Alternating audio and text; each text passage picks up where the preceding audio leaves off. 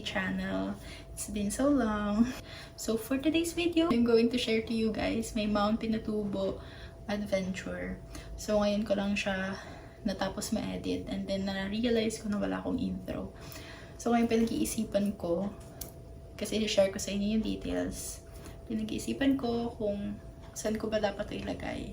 For today, I'm going to put it in front of my video. Pero please let me know what do you guys prefer. If it's before the entire video, yung details, or mas okay na sa bandang dulo siya. So please let me know. Our call time is 1 AM. So by 1 AM, nasa Alabang na kami. Yon, my friends and I decided na ang pick-up point namin is Alabang. So from Alabang, we had a 3 na pick-up. On 1 AM, nag-start kami, umikot. And then by around 4:30, nakarating na kami doon sa parang meet-up place. That's where we had our breakfast. Doon sa travel agency na nakuha ko, it's with free breakfast or included na siya.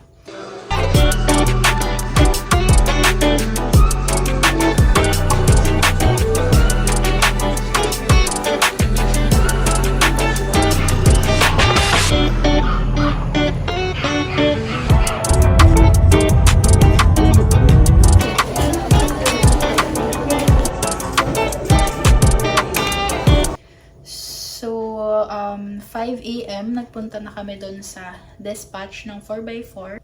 5 AM, at exactly 5 AM, nagkaroon kami ng briefing. Binrief kami nung organizer. And then 5:30, naging rules kasi nung travel agency namin is pag nauna kang nagbayad, una kang i-dispatch. So, pang 5 kami na nag-full payment. So, pang 5 kami sa unang dispatch sa 4x4. Ha? Mamaya papunta 4x4. Maangas. So by around 5:30, sumakay na kami ng 4x4. And then by 6 AM, nakarating na kami ng Philippine Air Force. Doon talaga yung daan. Nag-tarlac kasi kami. So parang doon siya papasok. So exactly 6 AM, nag-start na kaming Gomora Bells. And then around 6:30, yun yung first start namin or first stopover namin. Makita nyo yan sa vlog ko later.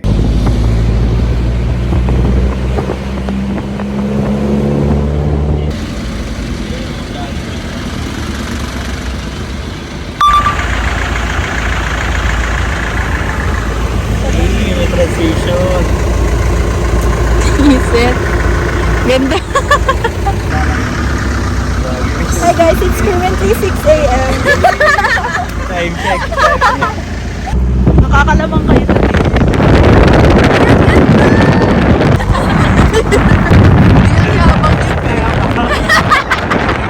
Wala, support ano lang, support friendship.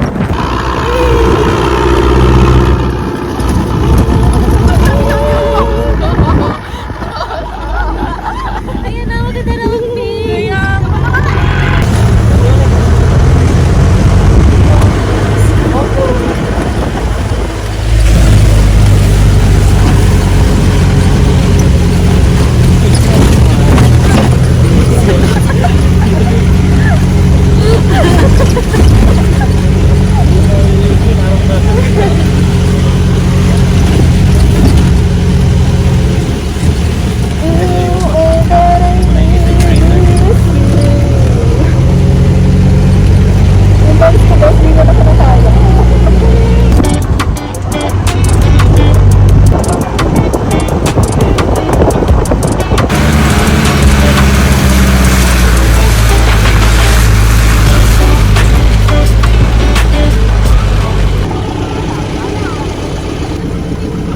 so we're now currently at the drop-off and it's already 6:30 AM.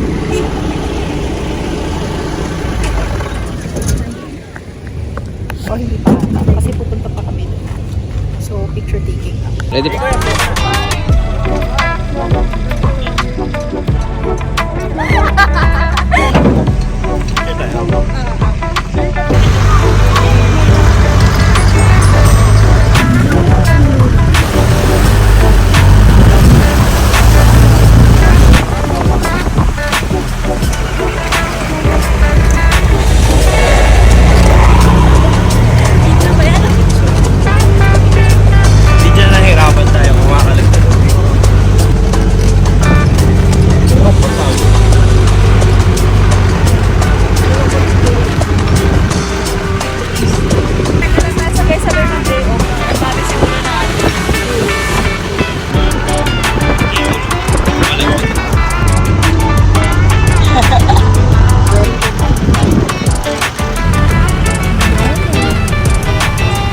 7:30, din wrap off na kami. Siguro doon pa lang talaga yung pinaka-drop off. 7:30, nag-start na kami mag-trek.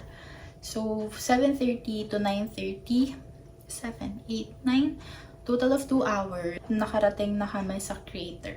So, total of 2 hours trekking siya. So, 1.5 hour 4x4 and then 2 hours trekking. Let's go! Hacks na. Ano? Wrong turn. Hatin-hatin lang naman. Kasi hinihingal na ako eh.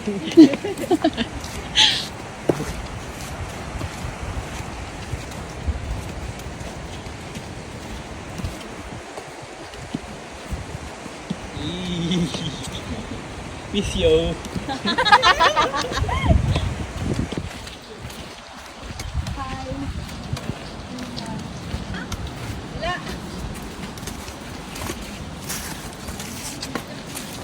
Pasmado ko, binarot ko ng face Dapat mask. mo na lang yung kanina yung may balot. Hi guys! So, we started our trekking. Ay! Hindi mababasa ang shoes. Imbis na mag-tungkod, mag-video. Mag-video. I'm with Tess and Liz.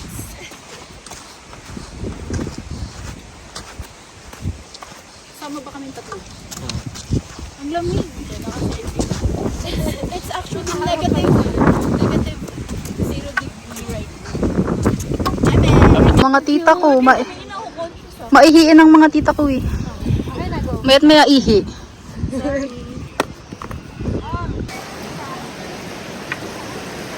Si ate niya sis, nasa dulo. Sis, ano ka na? Dulong-dulo ka talaga. Kaya ba today? Nakakapapay.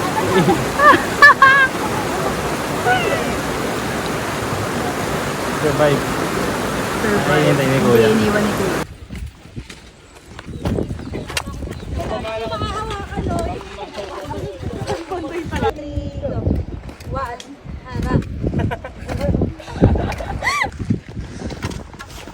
Ganda.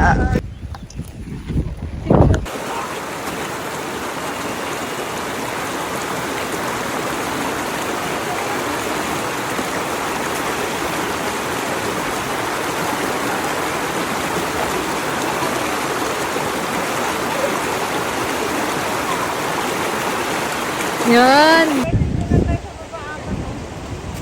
Dog for 50 pesos. Time check, 9 AM and 11,000 steps na po ako.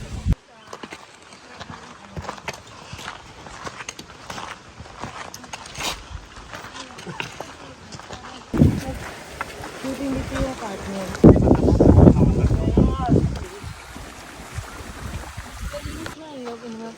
Oo nga.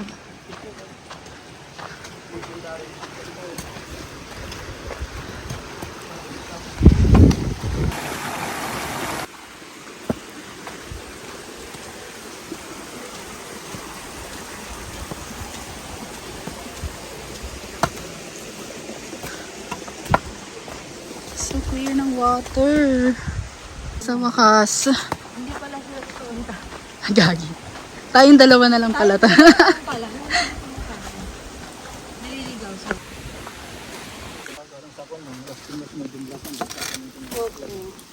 Terminal.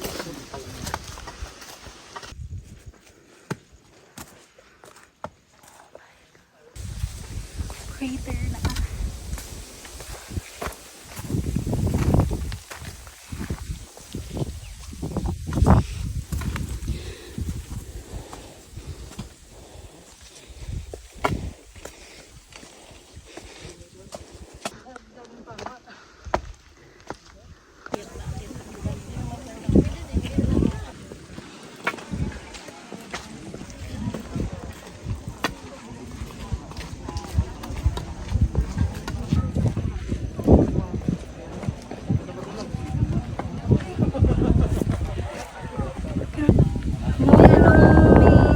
Hi guys, we're now here at Mount Pinatubo. As in sa crater. Finally. Finally. Grabe. Tapos yung ano, yung 4x. Ang unang ginawa namin ay mag-retouch.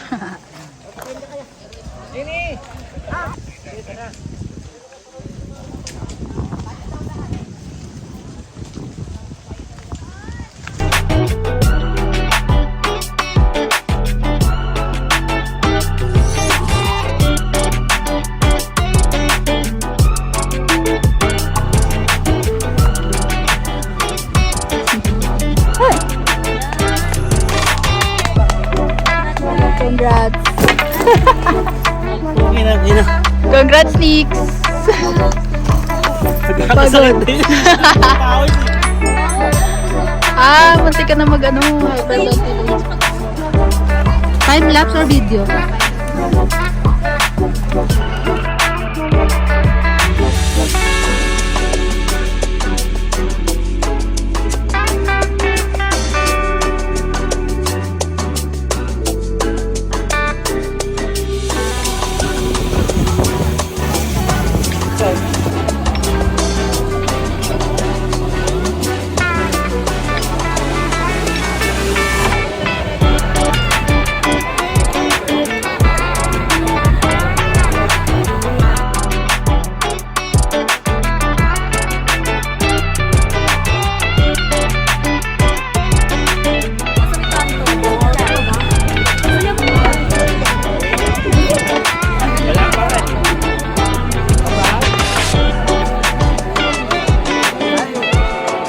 So from 9:30, 11:45 kami bumaba. For more than 2 hours kami nagstay sa crater. Tapos, sa Mount Pinatubo. Tapos, 11:45 bumaba kami. Nakarating kami ulit dun sa 4x4 ng 2 p.m. So, most likely, mga 2 hours ulit pabalik.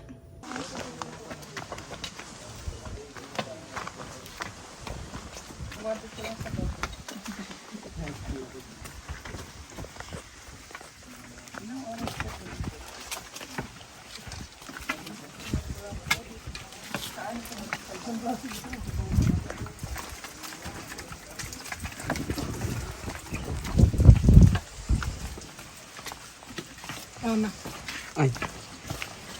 Ay, dila.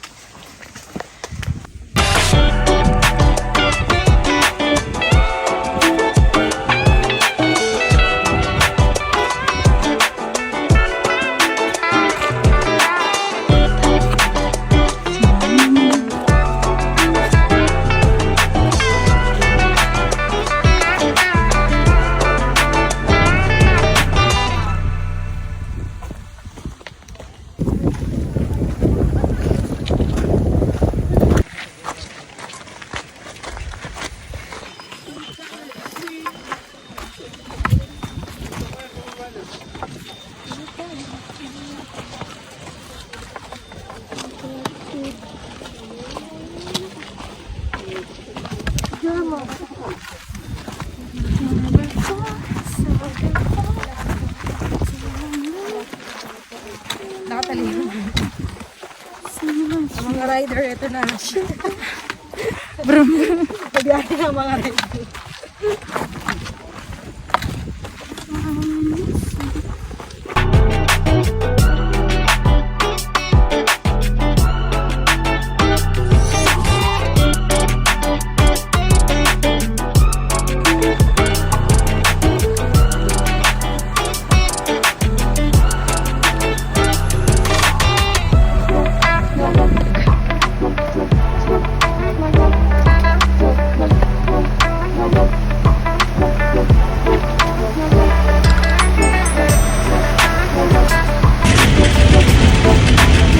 Oh, video guys. Guys, ka muna. Gagi, cross kaya river.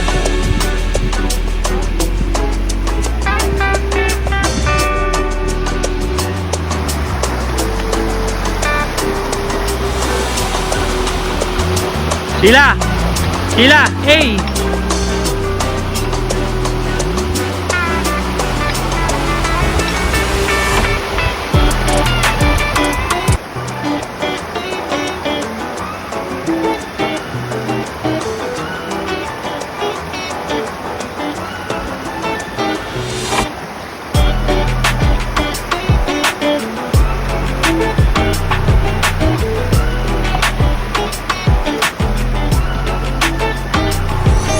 Di sa ako pupunta. Gagawa sarili mong daan. Ayaw na. Na, yun lang ang sabi. Goodbye! Sabihin nyo, naiwan kami ng van. Kasi 11:30 ang ano ko, ang alis doon. So dapat 12:30, 1:30 nang duman. Shower.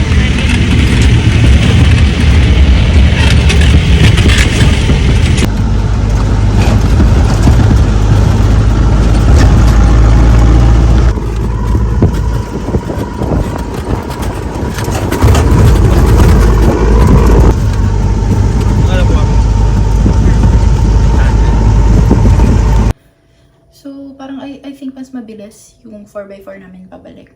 So I'm not gonna share the travel agency na napili namin kasi for me it's not recommended. I apologize. Pero wala, gusto ko lang if may i-recommend ako, siguro talagang sulit. So galingan nyo na lang guys maghanap sa Facebook. Charis. So yung amin naman kasi the reason why I'm not going to share the travel agency na napili namin, because for us kulang yung briefing. Nagkaroon kami ng parang struggle pabalik kasi hindi clear kung anong oras pa kami dapat bumalik. So nangangapa kami sa oras. Siguro fault din namin kasi hindi kami nagtanong. Pero di ba usually kasi some of the organizers, they will provide the informations or kahit sa GC lang. May ganun naman, pero ang nakalagay kasi doon is sample itinerary, not the final itinerary. And then nag-aantay kami ng next, ng final na i-share. Wala. So ang pinaka-briefing lang namin is yung nandun kami sa dispatch place, which is hindi muna tinawag lahat. Siguro sobrang dami niyang ino-organize. Sobrang dami niyang member that time na akit ng mga pinatubo. Siguro wala na sa isip niya na kailangan pagsamasamahin muna. So ayun, medyo nangapalang kami sa time. So imbes na nagstay kami doon kasi you can see on my last part of my video na parang nag-aalangan na kami kasi baka naiwan na kami ng van. And then upon arriving, una pa pala kami na nandun. So parang sayang that nagstay pa kami or hindi kami sana nagmadali. Kasi yun nga, mahirap manghula kasi naman maiwan kami ng van. Diba? So another conflict that we experienced is, yung travel agency na nakuha namin, dapat included yung drone shots. Pero nung nasa taas na kami, wala dun yung parang personnel nila or staff nila na magti-take ng videos namin. So, sobrang hassle kasi pinili namin yung weekends para makuha namin yung drone shots. Pero ending, hindi namin na-avail. So, parang nonsense yung pagpili namin ng dates kasi hindi rin pala namin makuha yun. And, pinili namin yun kasi parang sinawalang bahala na namin yung maraming tao ng weekends para magka-drone shot kami. And unfortunately, hindi namin siya na-take. So parang nagsisi kami, especially me, na sana weekdays na lang. Mas na-enjoy namin siya siguro kung weekdays. Kasi, yun, medyo sobrang daming tao nung pumunta kami. So, ayun guys. Siguro sa last ko lang ito ilagay. I hope that makapag-upload pa ako ng marami this year. And then I hope you will enjoy my video, and if you like it, click subscribe and hit the notification bell. Thank you for watching. Bye bye.